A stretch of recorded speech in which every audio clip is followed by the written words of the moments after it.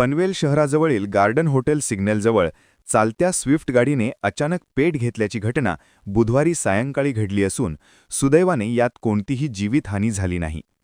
पनवेल शहराजवळील garden hotel सिग्नलजवळ बुधवारी सायंकाळी एक धक्कादायक घटना घडली आहे. 2024चे मॉडेल असलेल्या चालत्या स्विफ्ट गाडीने अचानकपणे पेट घेतला.